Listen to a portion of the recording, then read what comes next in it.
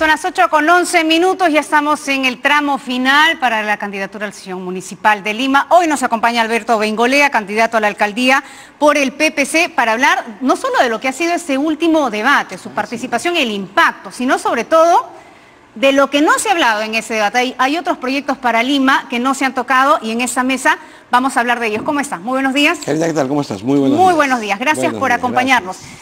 Los grandes problemas de Lima son tráfico, la inseguridad y la corrupción.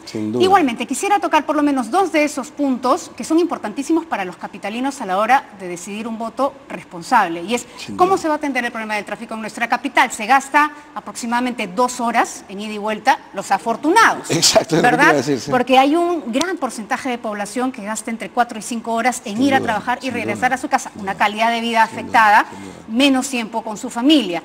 Y un porcentaje muy importante de los capitalinos, sobre el 70%, que dice que el tráfico en nuestra capital los deprime. ¿Qué plantea usted? Acabas de hacer un diagnóstico exacto, es exactamente ese el problema. Nosotros cuando hablamos de una Lima feliz, lo que decimos es que no se puede lograr la felicidad, que es el objetivo último de la vida, si tienes que pasarte las 4 horas o 5 horas en un carro en lugar de tener ese tiempo destinado a tu familia. Entendiendo eso, hay mucho que hacer. La movilidad se arregla en 3 etapas. Digamos con 3 paquetes de medidas que están debidamente especificados en nuestro plan de gobierno, que invito a todos a leer en el portal del Jurado Nacional de Elecciones. Ha sido aplaudido como uno de los mejores planes de gobierno, si no el mejor, y yo me alegro. Hay medidas a corto plazo, a mediano plazo y a largo plazo. Comenzamos por las últimas, que son las que pretenden una solución a largo plazo. Normalmente cuando entra un nuevo alcalde habla de grandes obras, ¿no es cierto?, de todo lo nuevo que él va a hacer y olvida todo lo anterior. La consecuencia de eso en los últimos años es que, si usted ve el mapa de Lima, querido amigo, Lima es una ciudad inconclusa. Todas las obras no están terminadas y algunas esperan hasta 50 años en que alguien las acabe. Por ejemplo, yo quiero acabar el Sajón de Bedoya. Cuando Bedoya entregó el Sajón hace 50 años, él se proyectó y dijo: en el futuro, el discurso de Bedoya es memorable y yo invito a todos a leerlo, esta vía expresa debería seguir hacia el sur para, atravesando Surco, llegar a San Juan de Miraflores. Yo quiero hacerlo. Porque además hace 50 años. Hace 50 años Bedoya decía: por el norte, esta vía pasando por debajo del Parque Universitario debe ganar otra vez altura en el malecón del Rímac, cito casi de memoria, para tomar circunvalación y llegar hasta Lima Norte. Hace 50 años nadie lo hizo. Pero además, la avenida universitaria tiene que terminarse, porque con eso vamos a descongestionar la Túpac Amaru, que es un infierno en el norte.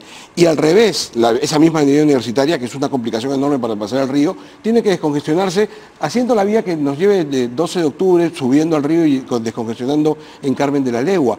Eso por el norte, con algunas ideas. El norte tiene que proyectarse con el este. ¿Cuánto tiempo te demanda ir de San Juan del Urigancho a Comas, por ejemplo? Bueno, 2 horas y media por lo menos. Existe el Pasamayito, que ha sido una construcción heroica de la población. No debería darnos vergüenza, ¿no es cierto? Ya está la vía hecha. Es heroica, pero hay que corregir. Porque sigue siendo insegura. Pero es a lo que me quiero referir, es que eso no lo ha hecho el Estado, es una creación heroica, por eso te digo. Entonces, el Estado tiene que llegar avergonzado, a pedir perdón y a ponerle asfalto, a iluminarla, a convertirla en una vía segura, coordinando con Guarochirí, porque eso pasa por Jicamarca también, y eso requiere coordinación. Pero tiene que hacerse rápido.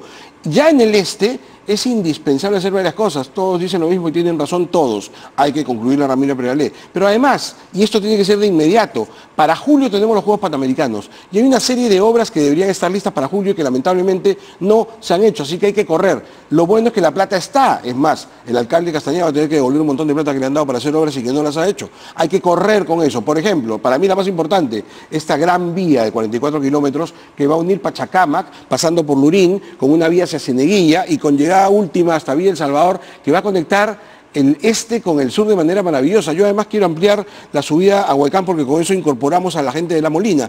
Y por ejemplo, en el verano, tú estás en La Molina, quieres irte a pasar al balnearios del sur tu verano, a Tocongo es un infierno, ¿cuánto? 2 horas para llegar. Sí, además porque es una movilización necesaria para un porcentaje importante de la población. Pero claro, con esta vía, un polar de Pachacámac, de La Molina, de Cieneguilla, podría llegar a Villa El Salvador o a los balnearios del sur en 25 minutos. Entonces, esas cosas hay que hacer. Hay que terminar Lima a largo plazo. Ahora, eso es lo que se va a hacer en el diseño. La gran pregunta: ¿cómo se va a ejecutar? ¿Cuál es el presupuesto que se tiene destinado para cada uno de estos planes? y el tiempo en el que se va a desarrollar. Gracias. Ojalá que después podamos hablar un poquito de los otros planes que son los urgentes. Yo tengo planes para en 100 días aliviar el tránsito limeño. Pero ya que estamos en esta materia de largo plazo, de mirada larga, en donde mi pretensión es terminar Lima, yo sueño con darle a mis hijos una Lima concluida, no que digan, esta fue la mega obra de Bengol. No, sin plaquitas y sin cosas, terminar. Presupuesto y primer problema serio, el presupuesto para el próximo año ya está aprobado, ¿no es cierto? Así que, pero eso no es una queja, porque eso está bien, así debe ser, y todos los alcaldes entrantes entienden que entran con esas reglas de juego. Las primeras obras que tienen que ser terminadas antes de julio, con esa velocidad te estoy hablando, son obras que ya están presupuestadas con presupuestos entregados. El problema es que, por ley de la República, ustedes lo saben, cuando una autoridad no ejecuta su presupuesto, tiene que devolver el dinero, claro, ¿no es cierto? Pero es una pérdida en realidad. Sí, pero a ver, veamos en positivo, ya no nos quejemos del pasado. A ver, entiéndame una cosa, cuando yo hago estas miradas, estoy mirando atrás porque es indispensable, pero no me estoy quejando. Yo no me voy a quejar de nada, yo quiero mirar hacia adelante. Si usted elige un alcalde es para que le resuelva la vida, que mire hacia adelante, ¿no es cierto? Bueno, ese dinero se entrega, ese dinero se devuelve.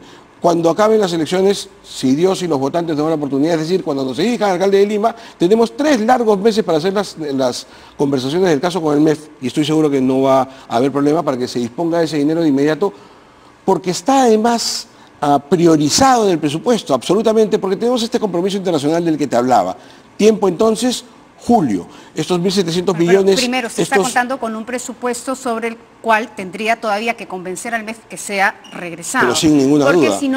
Porque si no, el dinero va al Tesoro Público. En realidad, obra no realizada, y me refiero al presupuesto perdido porque así lo determina la ley. Pero vayamos con el presupuesto con el que usted sí cuenta, no con el que ojalá pueda contar. Pero permíteme decirte, Karina, es que en este caso, siendo muy cierto lo que tú dices, en este caso concreto sí tienes que considerar la variable que te estoy diciendo.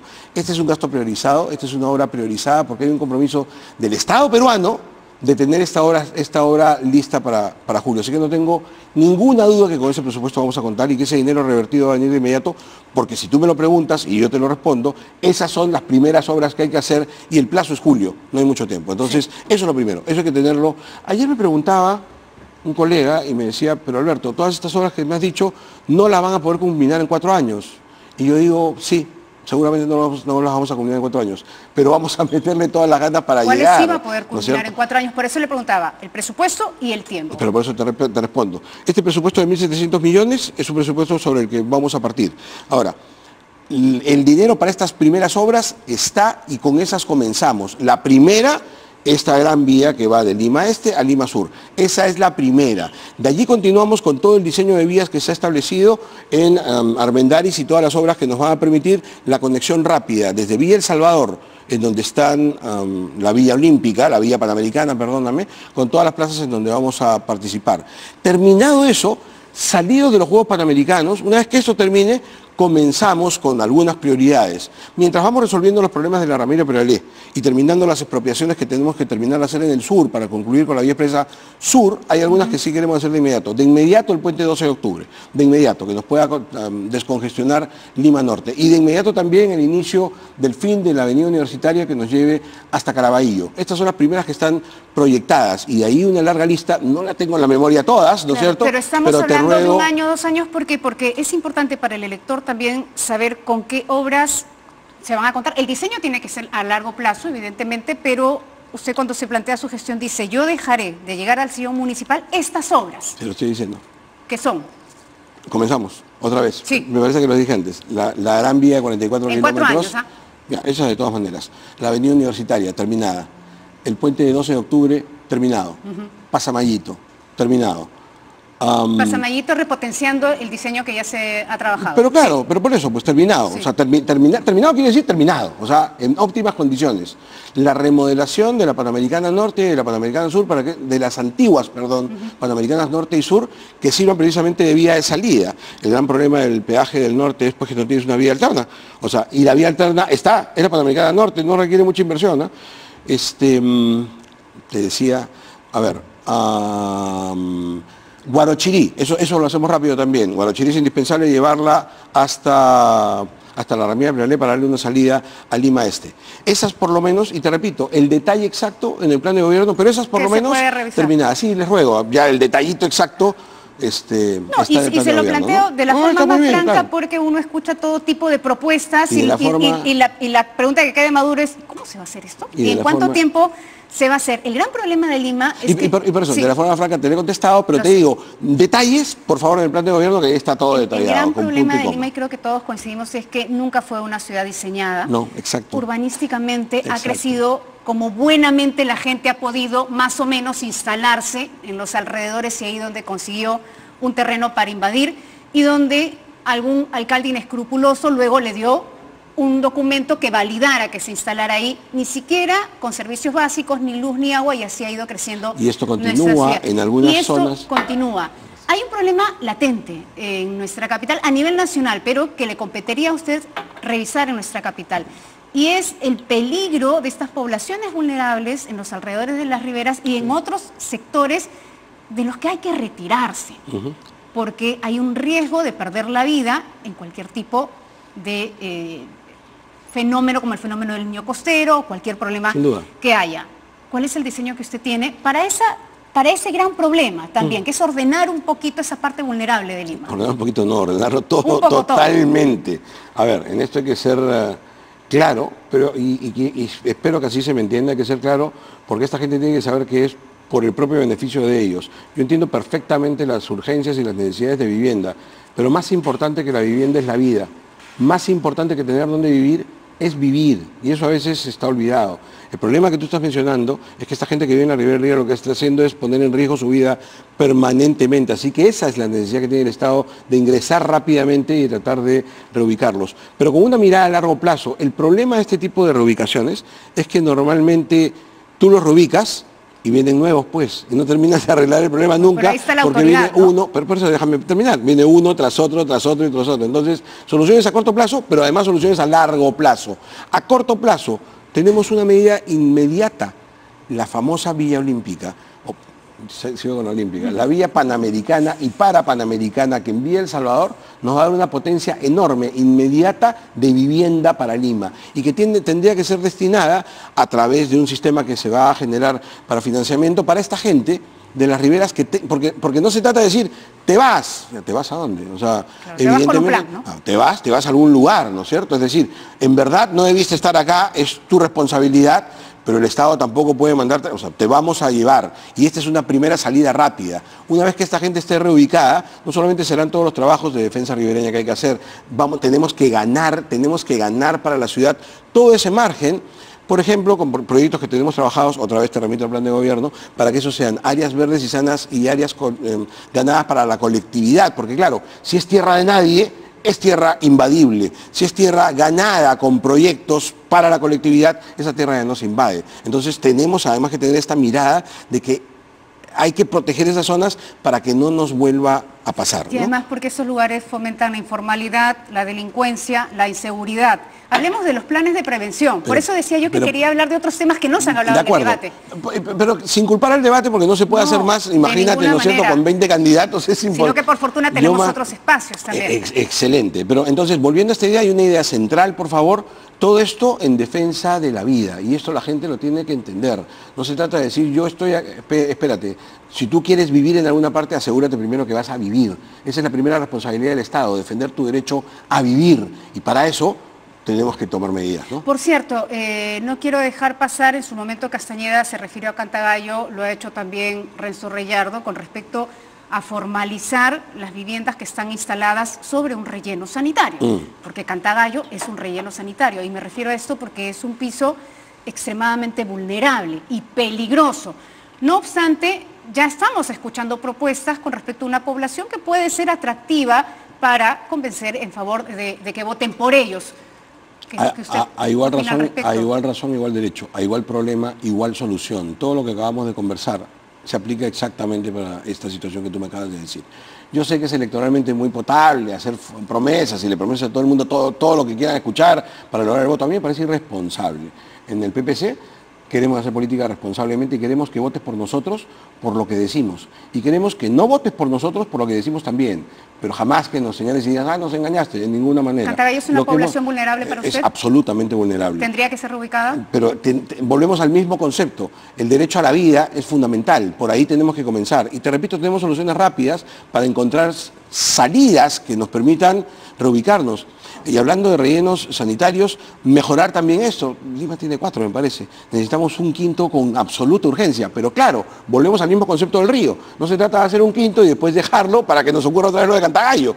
Tenemos que tener visión de futuro y actuar rápido. La municipalidad tiene que actuar rápido. No se trata de decir, mira, cuando ya hay 1000 familias involucradas, algo hay que hacer. No, a la primera, actúas de inmediato con autoridad. El principio de autoridad tenemos que restablecerlo. No sirve tener un alcalde mudo. Necesitamos tener un alcalde que hable, que potencie, que se presente, que demande, que diga. De esa manera adelantamos el problema de manera tal que no ocurra el problema. Esto es fundamental. Todos los grandes problemas de una ciudad se pueden resolver con prevención, con mirada larga, que te permita decir, si no intervengo ahora para evitar que pase el problema, después voy a tener un problemón. Y ahí sí solucionarlo va a ser tan complicado como lo que estamos conversando en este momento. Además que muchos alcaldes eluden la responsabilidad de que son jefes del INDECI y que no solamente tienen que atender en casos de emergencia, sino que tienen que prevenirlos. Y en ese sentido, presupuesto para prevención. ¿Cuál es el presupuesto que usted tiene estimado implementar, ejecutar? ¿Y qué obras son las prioritarias en su gestión? Vuelvo a repetir que el presupuesto para el próximo año, cuando menos, ya está aprobado. Y a partir de eso, los planes son los siguientes. Necesitamos hacer tareas de prevención. Lima es una ciudad que permanentemente se queja, y esto es desde hace muchísimos años, con los famosos problemas del verano. Lo dramático es que lo sabemos, todos los años sabemos que va a ocurrir, algunas veces de manera terrible y otras veces de manera menos terrible, pero siempre pasa de una u otra manera. La crecida del río, los huaicos, los dramas, y siempre haciendo, digo yo, papelones ante el mundo, porque esas imágenes dan la vuelta al mundo, y yo digo, en otras partes del planeta dirán, todos los limeños, ¿no? O sea, todos los años les pasa lo mismo y no hacen nada. Y yo quiero llamar al recuerdo sobre algunas imágenes que son impactantes y que nos pueden recordar. ¿Te acuerdas de Evangelina? Sí. ¿No es cierto? Esta mujer que fue un símbolo porque salió de las aguas. ¿Te acuerdas de las vacas que llegaron al mar? Sí. ¿No es cierto? ¿Te acuerdas? De repente el mar había vacas. ¿Sabes por qué pasó eso, entre otras cosas? Porque hubo un alcalde que en silencio, se ha hablado un poco de él, Guillermo Fernández, alcalde de Punta Hermosa, que en silencio, ¿no es cierto?, en épocas en que nadie le prestaba atención, sobre materias que no importaban, hizo trabajos de prevención, reforzó, hizo contención, pensando en cuando vino, claro, el agüita pasaba por ahí, no había nada, pero él pensaba y se adelantaba, decía, cuando venga el río, esta agua hay que encauzarla, pero además hay que limpiar, porque si no limpiamos, esto va a venir con todo y la gente muere en el trayecto. Si podemos limpiarlo de esta manera, sacamos hacia el mar y de eso se trata, evitamos muertes.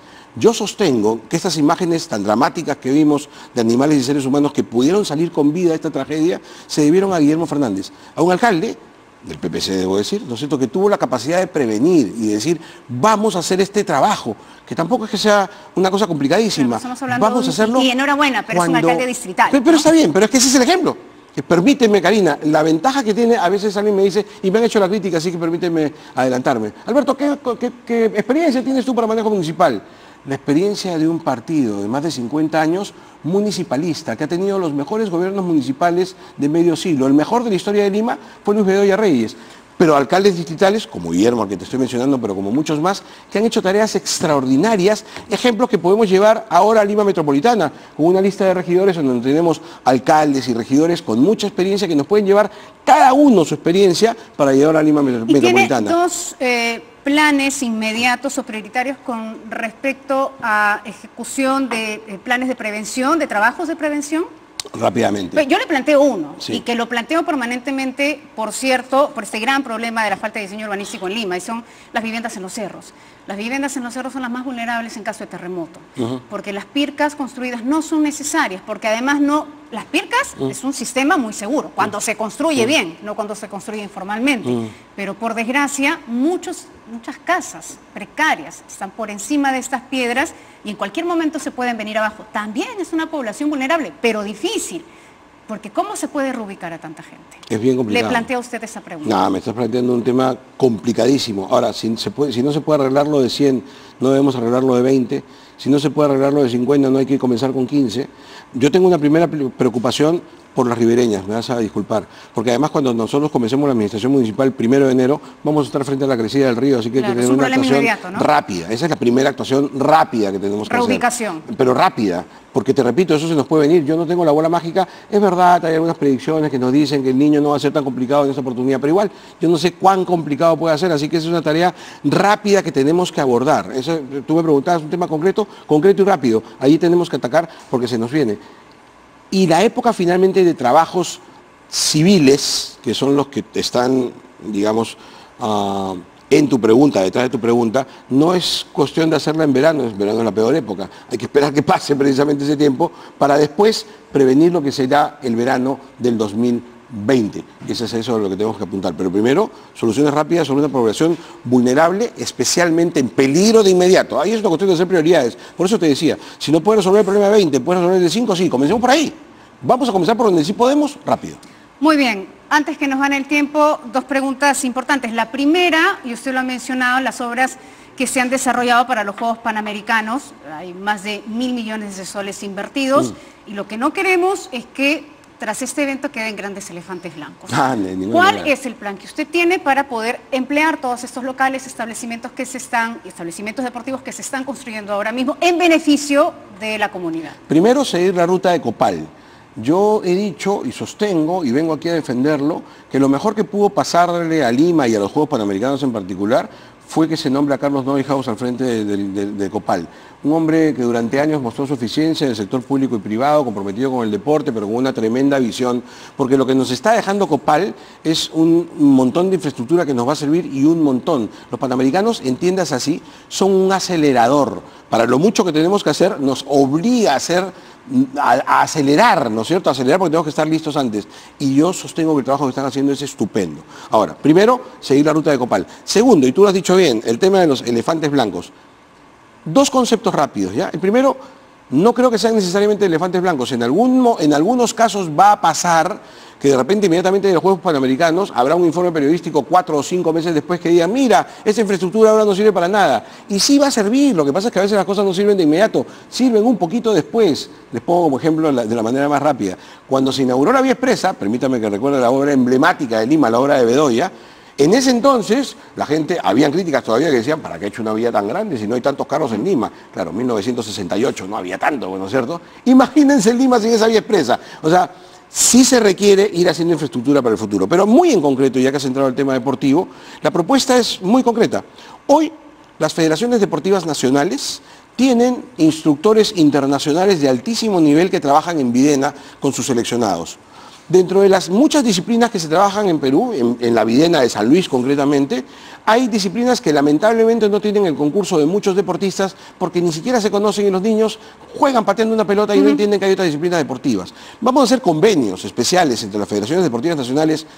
No hará falta que les explique que tengo el vínculo suficiente para hacerlo, son 40 años dedicado a esto. Las federaciones deportivas nacionales y los gobiernos municipales distritales, para que esa infraestructura precisamente que tú dices y otras que no tienen que ver con los Panamericanos, pero que existen y que están en vías de construcción, se pongan al servicio de la niñez de ese distrito, pero debidamente trabajadas y direccionadas por profesionales competentes que hoy están en la Videna con 2, 3, 4 personas, cuando podrían estar con 200 o 300. Es decir, si Mahoma no va a la montaña va a Mahoma. Bueno, yo lo que quiero es que haya deporte masivo en Lima, como nunca se vio en la historia, pero claro que sí. De hecho, lo dijo Carlos Neuhaus, pero, ¿no? A lo mejor algún cobro bajo de un sol o un pago mensual muy bajo para que se pueda emplear estos espacios. Sin duda, por eso primero te decía la línea de Copal. Copal nos está dejando un cuaderno, un manual de acción bastante claro. Yo confío, y yo insisto en las bondades de Neuhaus porque conozco de su enorme calidad, he visto el trabajo y estoy seguro, ahí hay un primer paso de diseño estupendo,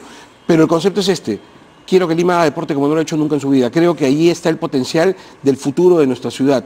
Necesitamos que nuestros chicos hagan deporte por la capacidad educadora que tiene el deporte y pensando en seguridad ciudadana, que no hubo mucho tiempo, pero lo dije en el discurso felizmente, porque yo sí creo en la capacidad resocializadora del deporte. Nos gana el tiempo, tenemos que ir con Samuel Fabi los deportes, por cierto, pero antes a destacar la participación de Gustavo Guerra García, el único que mencionó una población como el LGTBI, con respecto al plan Arcoíris. Pocos se han pronunciado Al respecto, le pregunto a usted, esta ordenanza que él ha planteado va a incluir, esta ordenanza municipal para la no discriminación, un plan de salud sexual y reproductiva, un programa contra la homofobia en las escuelas y una bolsa de trabajo, además para la población trans. No conozco el detalle del proyecto. Es el marco de lo que él ha planteado. Pero sin duda, si me estás hablando de un programa de no discriminación, si me estás hablando de un programa de educación, de lucha contra la homofobia, lo firmo todo. Permíteme, no conozco el proyecto en detalle, lo estudiaré, pero este marco, sin ninguna duda.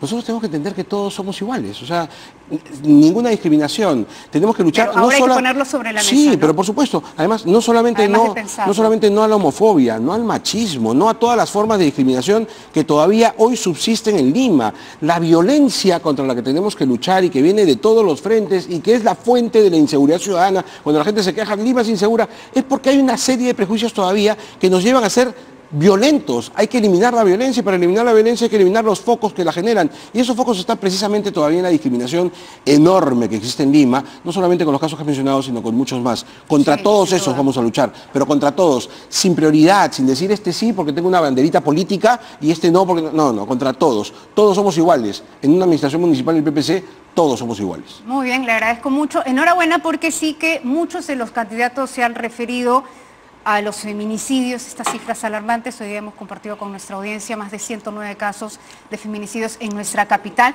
y hay varios que han mencionado las medidas que van a implementar, pero ciertamente esta población está abandonada. Solo permíteme decirte, y ya que no hay tiempo, por favor, los remito al plan de gobierno. Todos los expertos han señalado que con diferencia, en tema de poblaciones vulnerables, el mejor plan de gobierno es el del PPC, pero todos, y con diferencia, o sea, no por poquito, con diferencia. Se habla fácil, en el papel, y tú pedías que esté escrito, en el papel, todos los expertos lo han señalado, es cuestión simplemente vayan a verlo, vean los informes de los expertos que están en internet y todos dicen exactamente lo mismo. El mejor plan de gobierno en temas de poblaciones vulnerables es el del PPC, porque nosotros tenemos una doctrina y nos basamos en ella, el principio de la dignidad humana y su respeto, y el principio de la opción preferencial por los más necesitados, ilustran nuestro accionar político de toda la vida, y eso se refleja en los planes que están escritos. Los invito por favor a mirarlos con detalle en el plan de gobierno. Gracias por habernos acompañado, Alberto Bengolea, quien es candidato al CIE municipal de Lima por el PPC. Por cierto, lo invitamos para que usted tenga un voto informado.